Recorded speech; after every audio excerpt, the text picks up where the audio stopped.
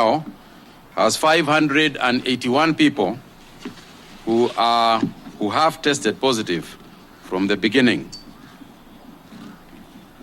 In today's number, 32 persons are from Mombasa, while 11 are from Nairobi. We now have 2 cases in Busia, 1 in Kiambu, and 1 in Kwale. Again, the cases in Mombasa are mainly in Old Town, with 18 cases, 18 additional cases being from the Old Town, and 5 additional cases here in Nairobi, again going to Eastleigh. In terms of number, in terms of gender, once again, we have 31 who are male and 16 who are female. We are also lucky today that we have released 8 persons. 8 persons have been discharged, which brings the number of discharged persons to 190. On a sad note, though, I want to inform you that we have lost an additional 2 persons from coronavirus disease in Mombasa, bringing the number of deceased persons to 26. But of more serious concern regarding those deceased persons is that both of them, aged 68 and 72 respectively, actually passed away at home. Now, I'm going to allow Dr. Amos, after my speech, to talk to the danger of persons passing away at home, because it means that a lot other people can get infected that way. Let me also say this. We have got 1 patient in Kenyatta National Hospital who traveled from Tanzania through Loitoktok, traveled with matatus, etc., and is now in Kenyatta National Hospital. This person did not come through the border points, but came through Panya routes. Now, the problem with this is that the citizens, as I have said before, we Kenyans, the people in those areas, are the ones who should actually have reported the sighting of this gentleman. Because, as we well know, the borders are porous, they are lengthy areas, and it is very difficult for police on their own to be able to monitor who is coming across the various areas that we have mentioned. And therefore, when that happens, it is the population that is going to suffer. As I alluded yesterday, we have identified some epicenters where the numbers have continued to grow. These are especially Eastleigh in Nairobi and Old Town Mombasa. The situation in those areas has now become of serious concern. In order to contain the spread of infection in these 2 particular areas, the government has recommended that further containment measures will be followed. Subsequently and pursuant to Rule 3 of the Public Health COVID-19 Restriction of Movement of Persons and Related Measures, Rules 2020, Legal Notice 50, the Ministries of Health and that of Interior Coordination of National Government have directed as follows.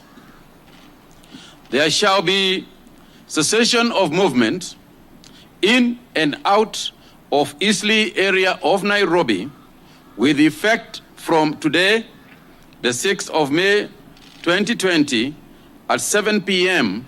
for the next 15 days. There shall be cessation of movement in the area known as Old Town in Mombasa, with effect from today, the 6th of May at 7 p.m. for the next 15 days. There will be closure of any markets, any restaurants, and eateries within those two areas.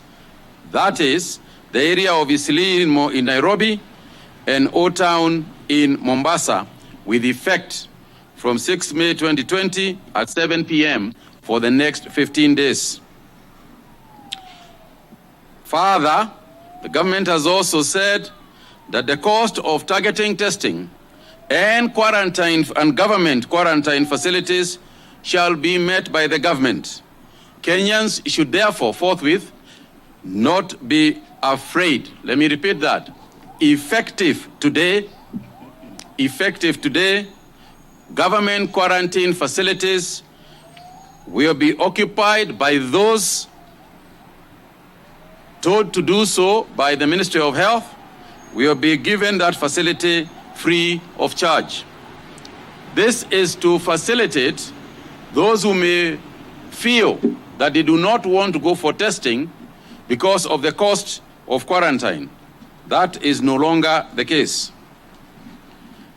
These measures are not intended to punish anybody in those affected areas. Rather, these measures are supposed to protect those in those areas who may get the disease from movement of persons. Now, let me explain what that means.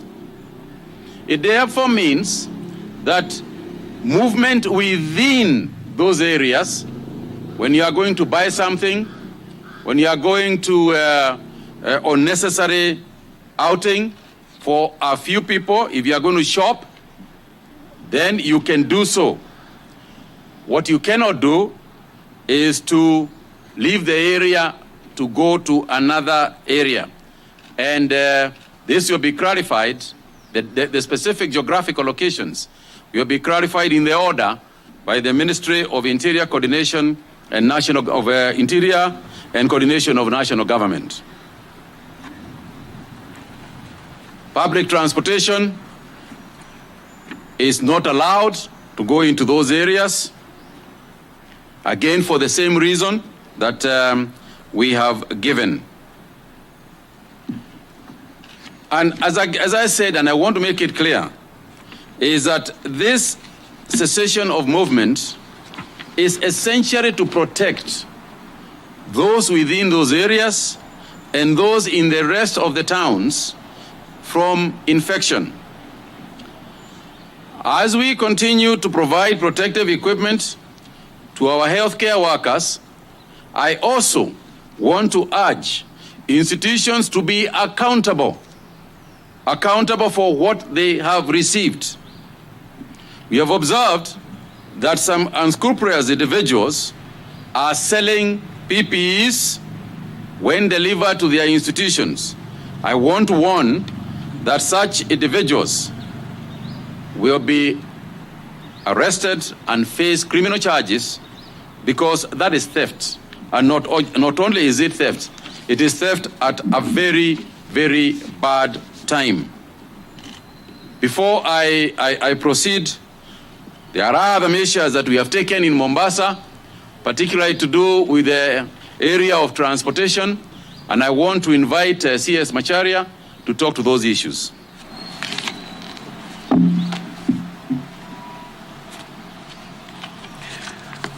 Thank you very much, CS Kagwe. Like we said before, public transportation is a very key area in terms of both transmission, but also facilitating economic development. And so we do take measures all the time to make sure that what needs to be done to mitigate any risks which come as a result of transportation system, they are addressed on a timely basis. And so I'd like to say the following.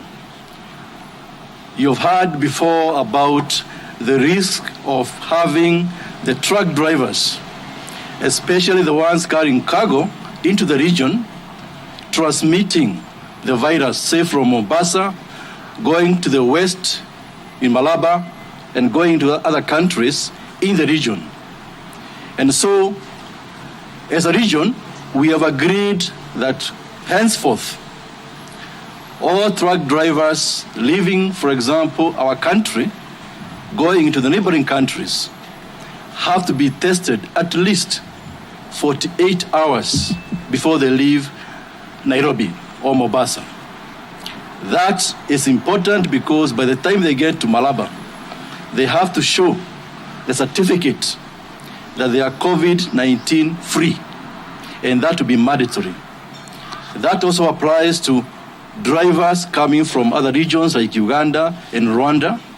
When they get to the border with Kenya, they must produce a COVID-free certificate before they are let into our country.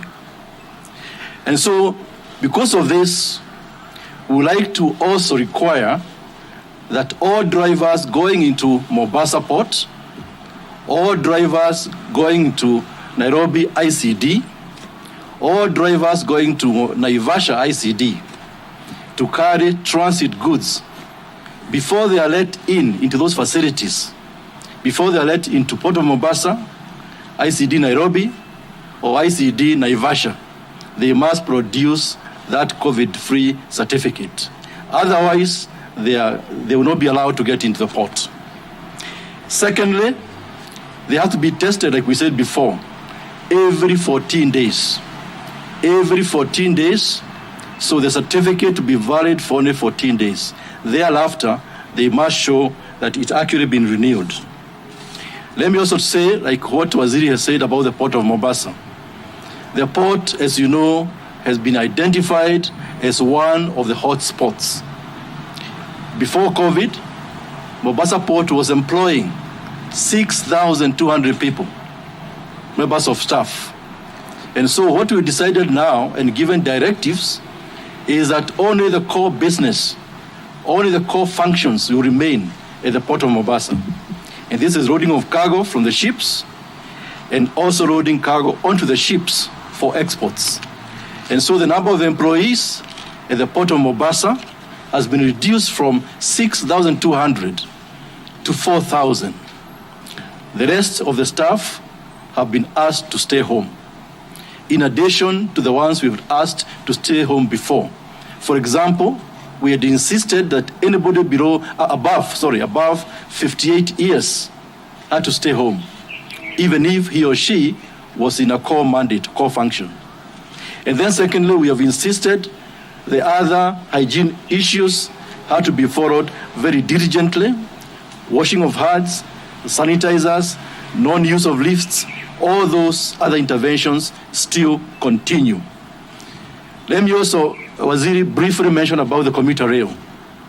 As you know, we have taken certain measures for matatus, but for the commuter rail, which carries between 40 and 50,000 people every day, that was also identified like a major risk area in terms of transmission. And so what we've done in the last few weeks, we have introduced 40 additional coaches. 40 additional coaches in addition to the 60 which was there before. So this will help in terms of complementing the transport by matatus and therefore having no excuse for not having social distancing in terms of people using the train and people using the matatus. Also, as you know, a week ago we introduced what we are calling sanitizer tunnel. Anybody boarding the train must go through that tunnel to make sure they are sanitized and to make sure that they don't carry the virus into the train. And then lastly, another area of major risk has been the ferry, Likoni ferry. And social distancing has been one of the key interventions. We have now introduced a brand new ferry which arrived on the 25th of April, which will be commissioned tomorrow to start operations. And therefore, there is no excuse whatsoever for people not ensuring there is social distancing. Because of economic development is critical for us to finance some of these critical aspects, which CS Mutahi Kagwe has mentioned. We have also ensured that we continue exporting our flowers, our horticultural produce, and that's why, in addition to the facilities provided by Kenya Airways, we have approached 12 other airlines to make sure they can complement the 2 freighters which are owned by Kenya Airways. This will make sure that the 350,000 jobs in the flower sector, in the fresh produce, is actually sustained.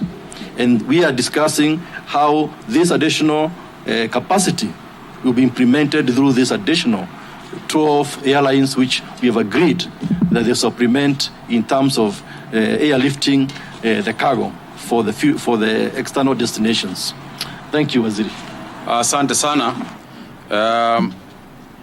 One or two additional issues.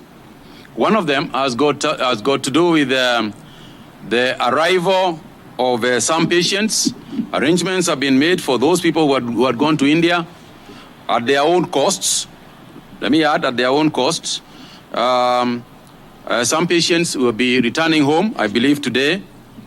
And I want to repeat the protocol that we have adopted for returning patients. We have said that all patients coming home will not be quarantined. Instead, they will be allowed and signed for by their doctors so that they can be able to be quarantined by their own doctors in premises that their doctors determine are sufficient to deal with that particular challenge. So we don't want speculation to say so-and-so was released, so-and-so was not. It is persons who are released to their doctors. They are the ones who are given that permission. So there will be those people. Secondly, is just to add that we have noticed also the issue of the curfew. And I want to urge that people do not break the curfew laws or the curfew regulations, because severe action will be taken against them. And I just want to reiterate, please stay at home after 7 p.m.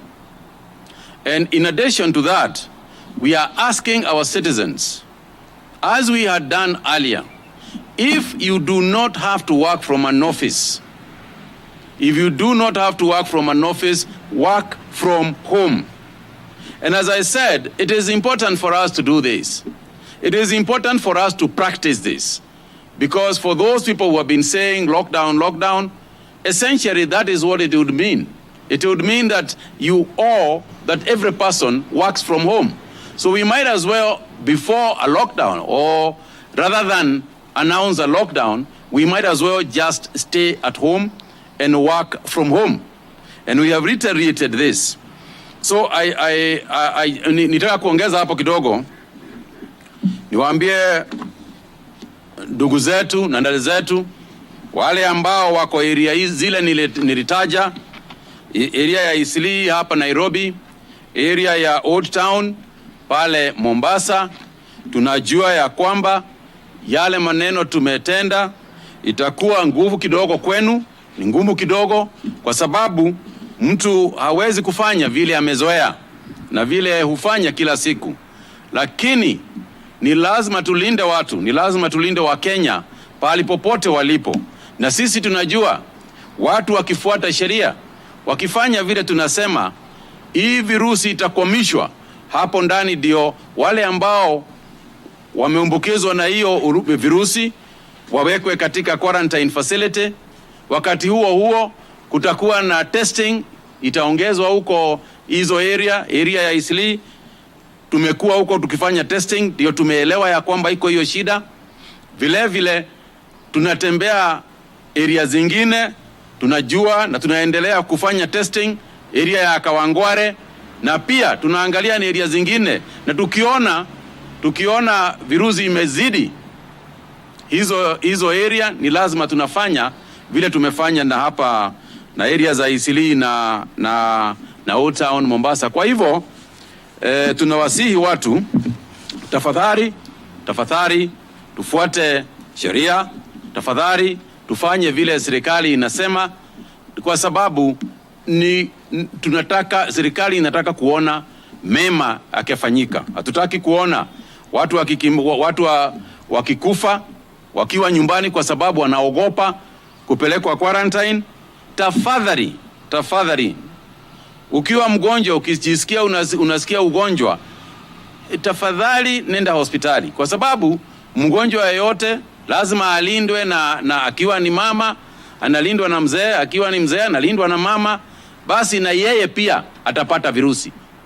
Kwa hivyo tafadhalini wacheni tusikize vile Wizara ya Afya inasema na vile serikali inavyosema. We can take one or two questions. Yeah. I'll give him a chance. You can see whether you can reply all of them together. Okay.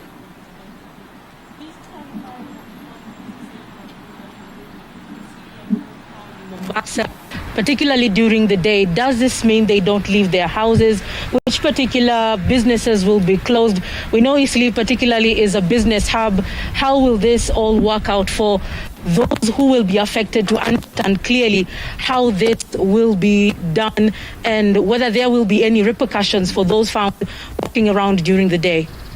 The order will be very clear. The order will be given by as I said, by the ministry concerned.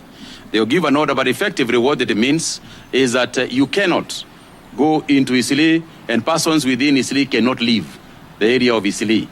However, within those areas, there will be certain, as I said, the eateries, the malls, those ones will be closed or throughout that period of 15 days. And mass testing will be continuing. It doesn't mean that you have to stick into your house. Within the area you can walk, but we are urging people not to leave their premises. What we don't want to do is to lock people inside their houses. But we are saying, as much as possible, stay within the house and send somebody, move out only when you must to get something or whatever. But visitations, gatherings, anything of the kind must not continue. Yes, ma'am. Here. There is concern that some of the patients who turn positive, or some of the people who turn positive, do not show the signs of COVID. In the numbers, for instance, announced today, the 47, what is then the percentage of asymptomatic patients and the vice versa? Yeah. You'll deal with that. Nancy Okware from KBC. You've talked of the reduction of the workforce, especially at the Ports Authority. What will be the implication, especially on the output, and are the members of staff that are going home going to be paid? So I need you to clarify if it's paid leave or what happens. And also the question is,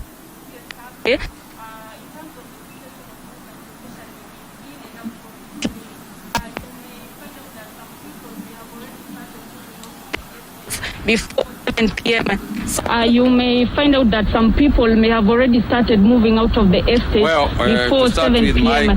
So do you think it's going to be effective? Answer would be that, I mean, unless you are moving out to go and live somewhere else, you leave your house. You know, I don't understand where will you live if you leave your house. But of course, as you know very well, understanding and knowing Kenyans, it will not surprise me in the least. However, you are not helping anybody and you're not helping yourself. I've just explained what happened to this gentleman from Tanzania, the one who traveled from Tanzania, and how he has infected persons we are still tracing, you know, in and out of there. So if you have a colleague who is in Eastleigh, leaves Eastleigh as we are speaking, to come and stay with you, you would be an extremely foolish person to accept that that person comes and stays with you and they have not taken a test. So it is you who would be exposing yourself to the virus. So I would expect responsibility. I would expect people to behave. I would expect that persons within those areas would themselves want to stay there and take a test to protect themselves and to protect their friends and family. Yes, that issue about KPA, like I said, the numbers have been reduced from 6,200 to 4,000. In fact, the target is to go as down as 3,500. And what I said was we want to limit to only the core functions So output of the core functions will not go down because the core functions is about operations of the port. Cargo coming in, all the ships are offloaded, and all the ships going are loaded with cargo. That output will not change. In fact, we'd like it to go up. However, any auxiliary services which are not critical to the port, those are the ones you've said, those people should actually stay at home. And whether they'll be paid or not, the issue is, where possible, they'll be taking leave. If it's not possible, during this period, KPA will actually pay them because it is not their fault that we have this situation, but hopefully we shall not go for too long. So the numbers will come down. Those who are going home, they'll be paid, but we're only limiting ourselves at the port only on the core functions, which is operations. Cargo in, cargo out. You take the questions. Thank you, CS Kagwe, CS Macharia. Just to highlight to you, today we have 222 patients admitted in various facilities throughout the Republic. Out of these 222, one is in critical care at the Kenyatta University Teaching, Research and Referral Hospital on mechanical ventilatory support. 4 at the Coast Provincial Hospital are on oxygen, supplemental oxygen. The rest are in stable condition, and we look forward to their discharge home in the coming few days. Allow me also to digress and mention this matter of the home or community-based deaths. In the past 1 or 2 weeks, we have realized increased cases of deaths at the community level or patients dying upon reaching the accident and emergency unit, especially in Mombasa. And the risk posed by this is usually these are critically ill people. They are usually symptomatic of COVID-19, and therefore they are likely to be shedding very high levels of the COVID-19 virus, therefore making them extremely infectious, especially for those who are close to them, like family members who are taking care of them, or relatives and friends who could come in the spirit of the African culture to visit and condole with a sick person. So our appeal, especially to our colleagues, our friends at the coast, is to ensure that you call 719 in case you are feeling unwell. We still remember the symptoms of COVID-19. One is a dry cough, the other is running a temperature or high fever, and also difficulty in breathing. If you experience any of these symptoms, please call 719.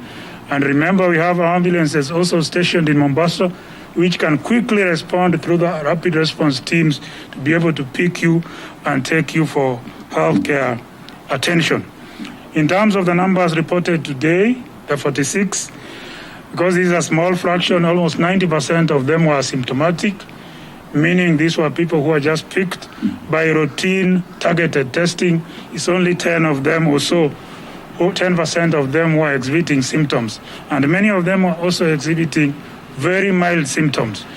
Remember also, we are in the flu season. Kenya has 2 flu peaks. One is from March to May, and the other one starts from around July to September. So it is very difficult to be able to distinguish the ordinary flu from COVID-19 symptoms because they have a similar symptomatology. So it's better to err on the side of caution. Even if you think you have ordinary flu, please call 719 and you'll be given assistance. Thank you. Thank you very much. Asante Waziri.